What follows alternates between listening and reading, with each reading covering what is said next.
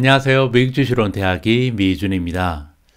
제가 미준 방송을 통해서 여러 번 여러분들께 주식 투자에서 정말 중요한 것은 결과보다는 오히려 과정일 수 있다, 이런 말씀을 굉장히 자주 드리고 있습니다. 그 이유는요, 저는 개인적으로 돈이 많다고 해서 우리가 행복할 수는 없다라는 생각을 굉장히 확고하게 가지고 있거든요. 예를 들어서 주식 계좌에 1,000만 원밖에 없었던 사람이 열심히 일을 해서 추가적으로 자금을 투입하고, 그래서 시간이 지나서 결국 1억 원이라는 계좌를 가지고 있다, 이렇게 한번 가정을 해보죠. 하지만 우리의 계좌의 금액이 1,000만 원에서 1억으로 늘어났다고 해서 우리의 행복감이 10배 늘어나지는 않습니다. 이건 굉장히 자명하거든요. 하지만 이 과정에서 아마도 이 투자자는요, 굉장히 여러 번에 걸쳐서 행복감을 느낄 수 있는 기회를 창출했을 겁니다. 즉 1,000만 원이 2,000만 원이 되고, 2,000만 원이 3,000만 원이 되고, 3,000만 원이 4,000만 원, 5,000만 원, 6,000만 원, 이렇게 계속해서 나의 인생, 나의 주식 계좌가 향상하는 모습을 보면서 엄청나게 많은 희열과 만족감, 그리고 성취감을 느낄 수 있는 기회를 창출했다, 저는 이렇게 믿고 있거든요. 그렇기 때문에 제가 항상 말씀드리는 것처럼 결과보다는 과정을 통해서 행복감 그리고 즐거움을 느낄 수 있는 현명한 투자자가 되시라, 이런 메시지를 반복해서 전해드리고 있습니다. 하지만 반대로요, 우리가 돈 때문에 불행해질 수는 있다고 생각을 합니다.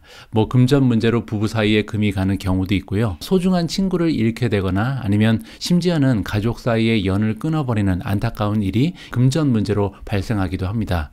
이렇듯 우리의 경제적인 문제는요, 인생에서 오히려 돈보다 훨씬 더 중요한 다른 부분을 해칠 수 있는 굉장히 좀 커다란 위험 요소가 잠재하고 있다, 이렇게 우리가 생각해 볼 수가 있거든요.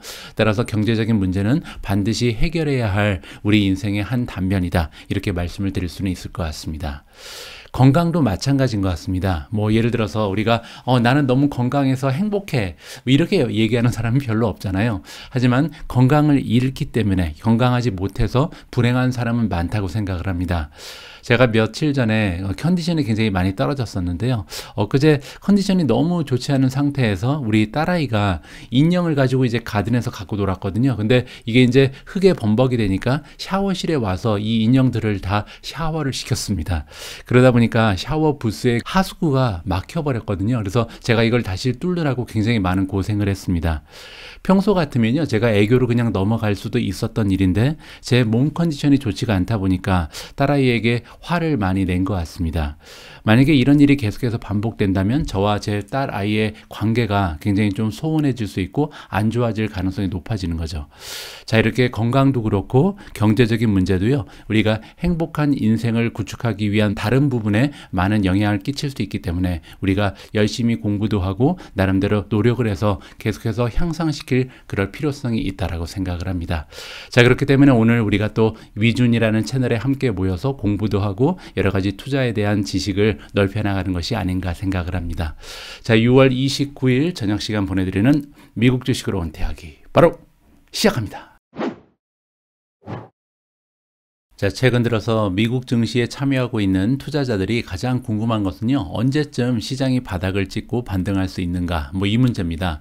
사실 지난주에 미국 증시의 흐름이 굉장히 좋았잖아요. 그래서 이게 정말 바닥을 찍고 다시 반등하는 초기 단계인가, 이렇게 기대감을 가지고 있는 사람들도 많이 있거든요. 자, 그런데 이번 기사를 보시면 월프 리서치에 따르면 지금 현재 주식시장에 바텀 체크리스트가 있다고 합니다. 이게 뭐냐면요, 반등을 시작하는 시점을 우리가 이제 바닥이라고 부르잖아요. 이 바닥을 확실하게 하기 위해서 필요한 어떤 일련의 신호들이 있는데 이걸 정리해 놓은 것을 우리가 체크리스트라고 부르는 거죠. 자, 그런데 이 체크리스트에서요, 8가지의 품목이 있는데 이 항목 중에서 7개가 지금 노입니다. 그래서 아직까지 바닥은 멀었다, 이런 신호를 우리가 발견할 수 있다는 거죠.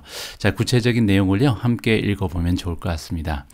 자, 주식시장의 퍼포먼스, 그러니까 지난주에 주식시장이 굉장히 좋은 수익을 보였잖아요. 자, 이렇게 급등했는데 이거는 베어마켓 랠리다. 베어마켓 랠리는 이제 하락장 도중에 잠깐 반등하는 것을 얘기하죠. 자, 그리고 deeply oversold 컨디션이니까 지금 굉장히 좀 과매도가 일어났죠. 너무나 빠른 시간 동안 주식이 급락을 했기 때문에 잠깐 기술적 반등을 할 뿐이다, 이렇게 이해하면 좋을 것 같습니다.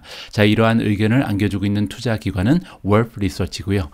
자, 프라이머리 카탈리스트. 카탈리스트는 뉴스는 이제 어떠한 주식의 상승이라든지 하락을 이끌어낸 하나의 방아쇠, 그러니까 촉매제를 얘기하는 거거든요. 지금 지난주에 이렇게 주식의 주가가 갑자기 반등을 했던 주요 이유를 얘기하는 겁니다. 자, 어떤 이유 때문에 주식에 이렇게 힘을 냈었냐면요. 페드의 타이트닝에 대한 기대가 갑자기 뚝 떨어졌다. 그러니까 스티브라는 것은 굉장히 좀 가파르게 하락한 걸 얘기한 거거든요. 그래서 rising recession 리스크로 인해서, 그러니까 지금 최근 들어서 많은 전문가들이나 시장 참여자들이 리세션에 들어갈 가능성이 있다. 경기 침체가 나타날 가능성이 높다라는 이야기를 갑자기 많이 하기 시작합니다. 자, 그렇기 때문에 이렇게 리세션에 대한 위험이 커지면 어떻게 보면 연준이 지금에 계획했던 것보다 오히려 좀 비둘기파적인 모습을 보일 수 있지 않을까, 이런 기대가 올라갈 수 있다는 거잖아요. 그렇기 때문에 한 가지의 이유가 됐다는 거죠. 그래서 지난주에 주가가 갑자기 급등했던 이유 중에 하나는 아마도 연준에서 매파적인 입장을 계속해서 펼칠 수는 없을 것이다. 이렇게 기대감이 몰려오면서 첫 번째 이유가 됐다는 겁니다.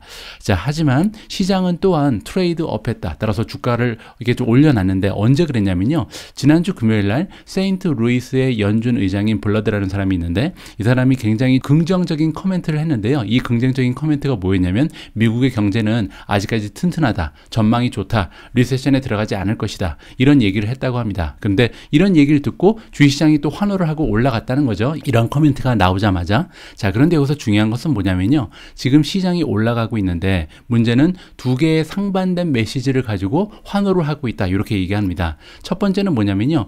아무래도 리스크가 커지면서, 그러니까 리세션에 들어갈 가능성, 경기가 침체될 가능성이 커지면서 연준이 원래 계획했던 것만큼 타이트닝을 할 수는 없을 것이다. 따라서 조금은 완화적인 모습을 보일 것이다. 이러한 기대감이 하나였잖아요. 근데 두 번째는 뭐냐면 지금 세인트 루이스의 연준 의장이 경제가 좋을 것이다라고 얘기했죠. 따라서 첫 번째 메시지는 뭐였냐면 경제가 나빠질 가능성이 높기 때문에 오히려 연준에서 조금은 비둘기파적인 그런 모습을 보일 것이다. 이게 첫 번째 이유. 두 번째는 오히려 미국의 경제가 좋아질 것이다라는 그러한 코멘트에 시장이 환호를 했다. 어떻게 보면 두 개의 상반된 메시지를 가지고 주식시장이 올랐다는 거죠. 따라서 말이 안 된다는 겁니다. 자, 이러한 모습을 보고 우리는 오히려 증가되는 확신을 가지게 됐다. 어떤 확신이냐면 지난주에 이 증시의 드리븐 게 갑자기 팍 올라오는 겁니다. 그래서 증시가 갑자기 급등한 것은 테크니컬리 드리븐이다. 즉 기술적인 잠시 반등을 했을 뿐이다. 너무나 많이 팔렸기 때문에, 너무나 많이 좀 주가가 급락을 했기 때문에 잠시 반등하는 거에 불과하다. 이렇게 지금 믿고 있는 거고요.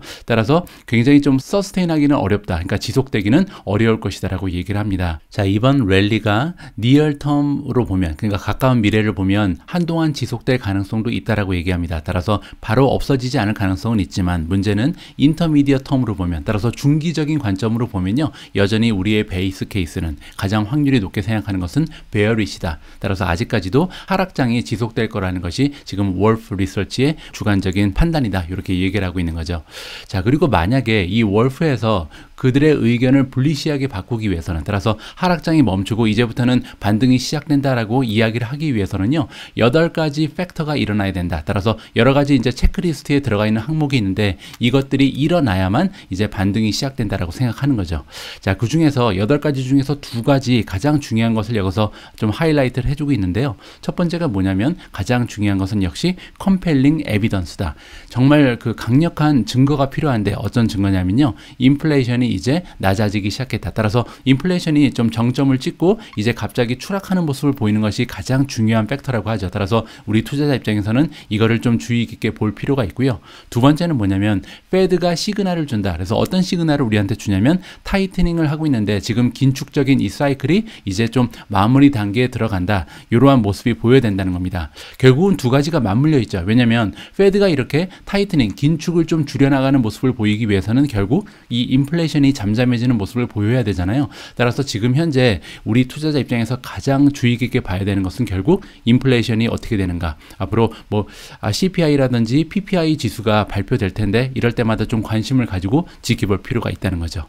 자, 그리고 여기에 8가지의 팩터가 있다고 얘기를 했잖아요. 이번 리스트에 나와 있는 모든 아이템을 우리가 다 좀 충족시킬 필요는 없다. 물론 이제 여기에서 몇 가지만 충족이 돼도 주식시장이 반등을 시작할 가능성은 있잖아요. 자, 그럼에도 불구하고 지금 현재 상황은 너무 좋지 않은 게 8가지 중에 7가지가 지금 아직까지 달성이 되지 못하고 한 가지는 매입이다. 그러니까 그냥 그렇다는 거죠. 따라서 현재 상황을 보면요. 체크리스트에서 충족되는 것이 하나도 없다. 이렇게 얘기를 해주고 있습니다.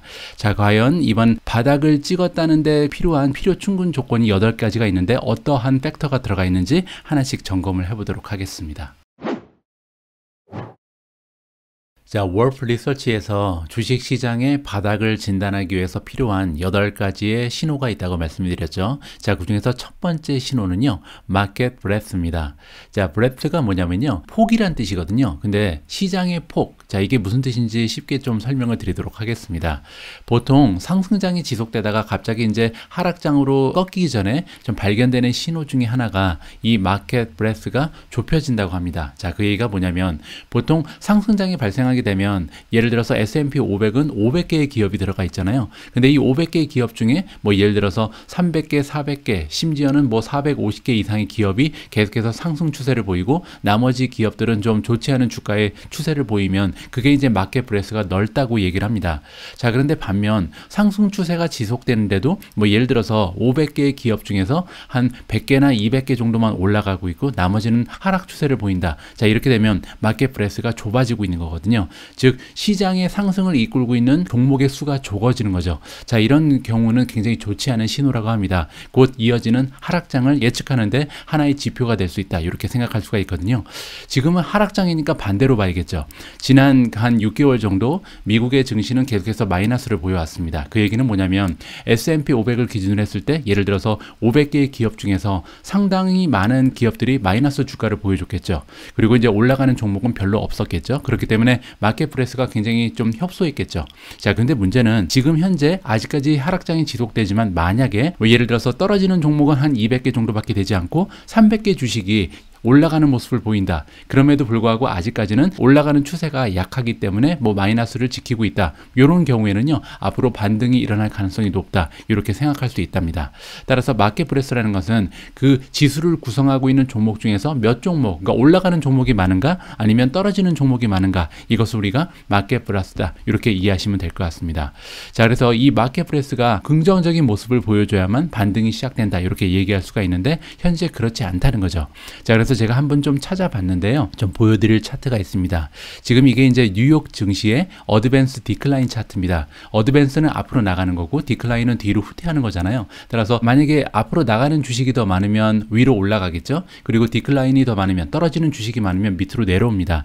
자, 여기서 2020년에 초반의 모습을 보시면 떨어지는 종목이 훨씬 더 많았죠. 빨간색이 우세하잖아요. 자, 그러다가 갑자기 파란색이 우세한 그런 형국으로 바뀌게 됩니다. 그래서 2020년 초반부터 2021년 중반까지, 하반까지 굉장히 주식시장의 모습이 좋았죠. 반면 빨간색을 보시면 굉장히 약세를 보이고 있잖아요. 자, 이 경우에는 주식시장이 굉장히 좋은 모습을 보이고 있다. 올라가는 종목이 떨어지는 종목보다 훨씬 좋았다는 겁니다.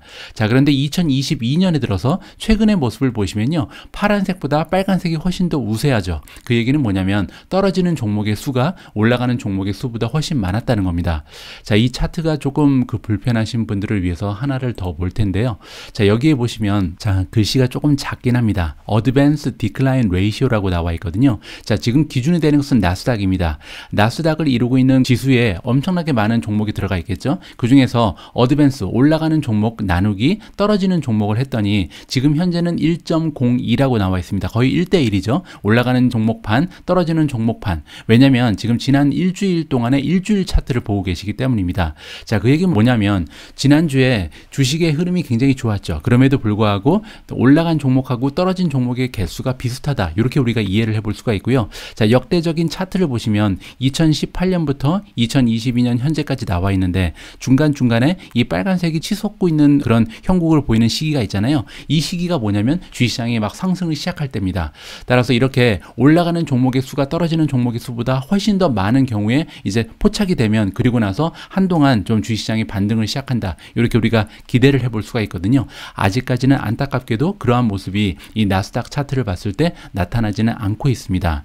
하나만 더 보여드리죠. 지금 이거는 나스닥 100입니다. 나스닥 100은요, QQQ라는 ETF에 들어가 있는 100개의 종목을 모아놓은 지수라고 보시면 됩니다. 자, 이거는 이제 먼슬리 차트인데요. 보시면 2012년부터 지금 현재까지 상황을 보여주고 있는데, 보시면 중간중간에 이 차트가 갑자기 치솟는 경우가 여러 번 발견이 되잖아요. 이때가 굉장히 좋은 신호라는 거죠. 그래서 나스닥 100을 이루고 있는 100개 종목 중에서 올라가는 종목의 수가 떨어지고 있는 종목 수보다 훨씬 많은 경우 이렇게 지수가 급상승을 하겠죠. 근데 안타깝게도 지금 현재 모습을 보시면 아직까지는 올라가는 종목의 수 그리고 떨어지는 종목의 수를 봤을 때 먼슬리로 봤을 때 0.36입니다. 따라서 올라가는 것보다 떨어지는 종목이 훨씬 더 많았다는 거죠. 지난 한 달 동안 아직까지는 이 반등의 신호를 보여주지는 못하고 있다. 이렇게 정리가 가능합니다.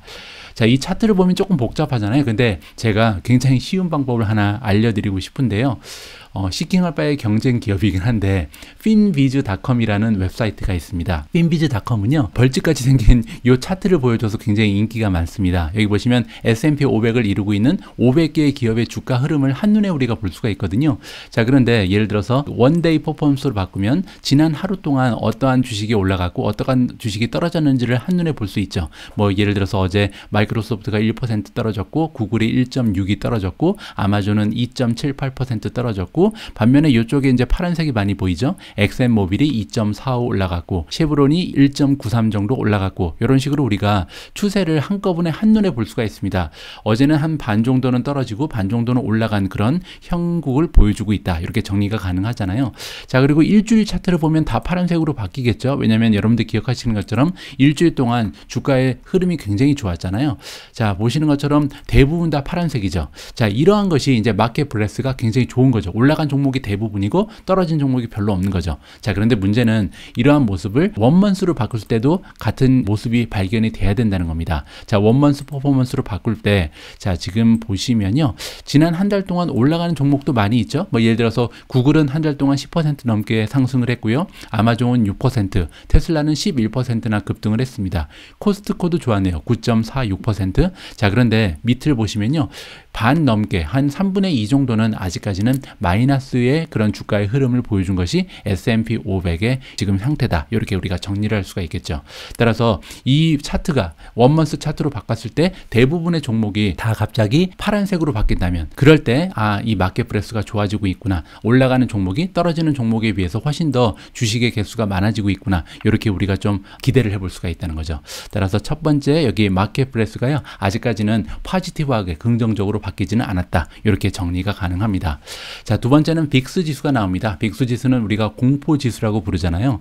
이 공포 지수가 갑자기 치솟아야 캐피큘레이션이 나오게 된다. 캐피큘레이션 제가 여러 번 걸쳐서 설명드린 것처럼 주식시장의 참여자들이 다 포기하고 항복을 하는 겁니다. 다 던져버린다는 거죠. 패닉 셀이 나타나는 것을 우리가 캐피큘레이션이라고 보면 되는데 보통 이 빅스가 지금 40이 넘어가야 이게 바로 캐피큘레이션의 신호라고 얘기합니다. 근데 지금 현재 28밖에 되지 않는다라고 얘기를 하죠. 한번 볼까요? 자, 빅스 지수의 1년 차트인데요. 보시는 것처럼 현재 27까지 떨어져 있는 상황입니다. 보시면 여기 피크가 좀 보이잖아요. 지난 1년 동안 보여준 피크에 비해서 아직까지도 굉장히 낮은 상태를 유지하고 있다. 5년으로 바꿔도 마찬가지죠. 현재 빅스 지수는요. 역대 베어마켓의 바닥을 생각했을 때는 아직까지는 조금 미미하다. 이거보다 조금 더 높은 빅스 지수를 우리가 발견해야 그때가 캐피큘레이션이고 바닥을 찍은 신호가 될 수 있다. 이렇게 정리가 가능합니다. 자, 주식이 바닥을 찍었다는 세 번째 신호는 아까 앞에서 우리가 잠깐 살펴본 부분입니다. 에비던스 인플레이션, 그러니까 인플레이션이 이제는 좀 꺾였다라는 강력한 증거가 필요하다. 이렇게 지금 나와 있잖아요. 자, 이 강력한 증거를 좀 풀어서 설명을 해주고 있는데 FOMC, 연준의 미팅을 얘기하죠. 이 연준에서 한 3번 아니면 4달에 걸쳐서 연속적으로 이 month to month 인플레이션, 코어 인플레이션이 떨어지는 모습을 기대하고 있다. 이렇게 나와 있습니다. 코어 인플레이션은요, 인플레이션 지수에서 가장 변동성이 심한 에너지 그리고 식료품을 제외한 나머지 품목의 인플레이션이잖아요. 이 코어 인플레이션이 더 중요하다는 거죠. 그리고 이 코어 인플레이션이 계속해서 먼스 투 먼스로 봤을 때, 그러니까 지난달보다 다음 달이 그리고 또 다음 달이 이렇게 3달이나 4달 정도 지속적으로 떨어지는 모습을 보이면 그게 바로 인플레이션이 꺾인다. 이렇게 우리가 좀 강력한 증거라고 믿을 수 있다는 거죠. 이러한 현상이 일어나야만 주식시장이 바닥을 찍는다. 이렇게 생각하시면 될 것 같습니다. 자, 그리고 네 번째는 앞에 연장선이죠. 이렇게 인플레이션이 꺾인다는 강력한 증거가 등장하게 되면 아무래도 연준 입장에서는요, 타이트닝 사이클을 따라서 긴축을 하는 사이클을 갑자기 줄여나갈 수 있다. 따라서 긴축이 끝나는 모습을 보이게 된다는 거죠. 그렇게 되면 주식시장에서는 굉장히 좀 환호를 하면서 주가가 반등을 할 수 있을 것이다. 이렇게 정리를 하면 될 것 같습니다. 자, 다섯 번째 번째로 넘어가겠습니다. 월스트 케이스 시나리오가 지금 피해지고 있다. 자, 월스트 케이스는 뭐냐면요. 뭐 완전히 디프레션이 오는 거죠. 그래서 완전히 주가가 막 70% 폭락하고 뭐 경기가 완전히 마비되고 이러한 시나리오를 얘기하는 건데 이 시나리오는요. 이제 아직까지는 사인이 없다. 따라서 이 부분은 다행인 거죠. 따라서 시스테미틱한 크라이시스, 그냥 크라이시스가 오긴 하는데 완전히 구조적으로 모든 것이 망가지는 이러한 형국은 보여주지 않고 있다. 따라서 이 부분만 지금 maybe가 써 있습니다. 자, 여섯 번째는요. 이코노믹 그린 슛이라고 써 있는데 그린 슛이 뭐냐면요. 경기가 회복하는 신호를 이제 경제 용어에서 그린 슛이라고 합니다. 따라서 경기가 회복하고 있다는 그런 신호가 보여야만 증시가 반등할 수 있는데 아직까지 그런 모습이 보이지 않다는 거죠. 여기 써 있는 것처럼 지금 현재 경제의 전망은 굉장히 좀 오히려 악화되고 있다라고 얘기합니다. 뭐 예를 들어서 GDP 좀 차트를 보시면요. 지금 현재 미국의 GDP 차트가 지난 2021년에는 굉장히 좋았죠. 보시는 것처럼 경기의 성장이 갑자기 이제 코비드 때문에 마이너스 성장을 보이고 나서 플러스로 많이 돌아섰습니다. 2020년 3분기에는 33% 성장을 했고요. 2020년 4분기 4.5, 그리고 2021년 1분기 6.3, 6.7, 그리고 2.3, 그리고 6.9라는 수치를 보인 다음에 문제는 이제 여기에 있죠. 2022년 1분기에 마이너스 성장을 했죠. 따라서 GDP가 마이너스 성장을 보이고 만약에 이게 2분기 연속으로 이어지게 되면 그걸 우리가 보통 리세션이라고 부르거든요. 두 분기 연속으로 마이너스 성장을 하는 그런 모습을 보이면 안 되겠죠. 자, 그래서 여기서 지금 얘기하는 것은 뭐냐면 지금 현재 마이너스 성장을 보여줬는데 이게 좀 올라가는 모습을 보여야 된다. 따라서 이코노믹 그린 슛이 나타나야 된다. GDP가 계속해서 가파르게 올라가는 모습을 보여야만 미국 증시가 반등을 할 것이다. 이렇게 정리가 가능합니다. 자, 일곱 번째는 밸류에이션 리바운드. 자, 밸류에이션이 리바운드 한다는 얘기는요. 지난 6개월 동안 미국 증시 S&P 500의 밸류에이션이 계속해서 떨어지고 있잖아요. 뭐 30배에 거래됐던 것이 25배로, 23배로, 20배로, 뭐 지금은 한 18배까지 떨어졌습니다. 자, 이렇게 멀티플, 즉 밸류에이션이 떨어지는 현상, 이것이 이제 반전이 돼서 다시 올라가는 모습을 보여야 된다는 겁니다. 자, 이렇게 밸류에이션이 갑자기 올라가기 위해서는 어닝이 좋아질 거라는 기대가 있어야 된다는 거죠. 그래서 지금 현재 그런 모습을 발견할 수는 없다라고 얘기합니다.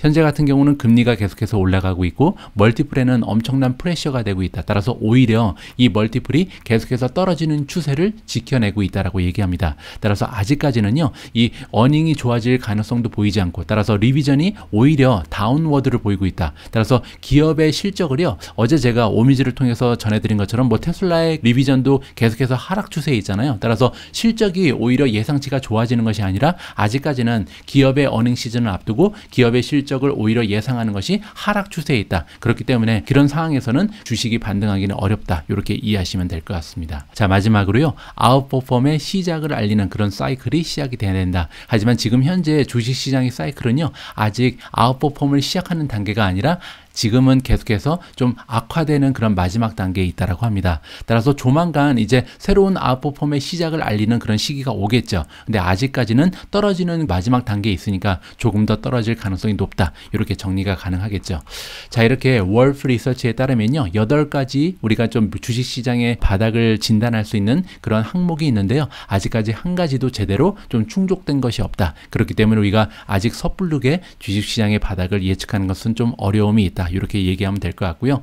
아까 우리가 얘기한 것처럼 가장 중요한 것은 결국 인플레이션이 아닌가 합니다. 향후에 이제 인플레이션 지수가 매달 발표가 될 텐데 이 인플레이션이 오히려 감소하는 모습을 보이고 그렇기 때문에 연준에서도 호기시한 전략을 계속해서 구사할 필요가 없는 그런 시기가 온다면 결국 주식이 반등할 수 있지 않을까 이렇게 정리를 하면 될 것 같습니다. 제가 오늘 준비한 내용은 여기까지입니다. 만약에 이 방송을 보시고 여러분들의 투자 활동에 아주 작은아마 도움이 됐다면요. 여러분들의 소중한 좋아요 그리고 구독 버튼도 꼭 눌러주셨으면 합니다. 저는 내일 조금 더 다양한 정보, 여러분들께 도움이 될 만한 유용한 정보 가지고 다시 인사드릴 수 있도록 하겠습니다. 우리 모두가 미국 주식 투자로 은퇴하는 그날까지 다 함께 화이팅입니다. 행복한 하루 되세요. 감사합니다.